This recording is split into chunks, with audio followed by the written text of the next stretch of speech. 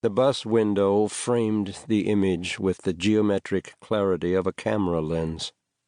Beyond the glass, on the ground floor of a faceless apartment block, a pigeon was trapped in the sooty mesh of a torn screen. The boulevard had narrowed into a single lane approaching the border into West Berlin, and traffic had slowed to a crawl. On board the tourist coach, only one passenger noticed the stricken bird. Its wings were spread wide. Its scrawny chest was thrust out. In the blur of the woman's peripheral vision, for a brief instant the creature became a child, a girl straining to free herself, her arms pinioned behind her back.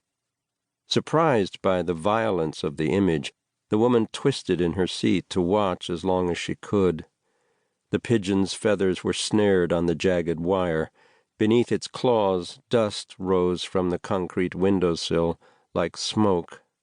Threads of down fluttered to the sidewalk. The woman's fingers slipped on the chrome handle on the seat back in front of her as the pigeon slid from view. It was a humid afternoon, and Angela Schmidt was suddenly aware of how sweaty her hands were. She barely smiled when she met the eyes of another passenger. The timpanist, Frank, wasn't it? Then faced forward again, allowed her gaze to return to the grim facades of the buildings passing outside the filthy windows. The other members of the symphony had changed back into their casual clothes before boarding the two coaches hired by the orchestra for this tour. She was still wearing the same formal dress she had worn for the concert the evening before. In the dense air, the charcoal gown was becoming as heavy as a soggy blanket. The woman next to her, a short woman with hairy forearms and olive skin, shifted and tried to catch her attention, but Angela ignored her. What was taking them so long? How much farther before the checkpoint? She tried to forget the trapped bird. She tried to make herself comfortable in her seat, but couldn't. Her stiff costume, she realized, stood out from her colleagues' more colorful outfits, like a stone dropped into a field of grass. 15 minutes later, the brakes squealed and the bus lurched, then trundled over fractured pavement as it followed the other bus off the boulevard into a parking lot. The Berlin Wall loomed beyond a chain-link fence, crowned with rusty barbed wire. Angela's grip tightened on the chrome bar.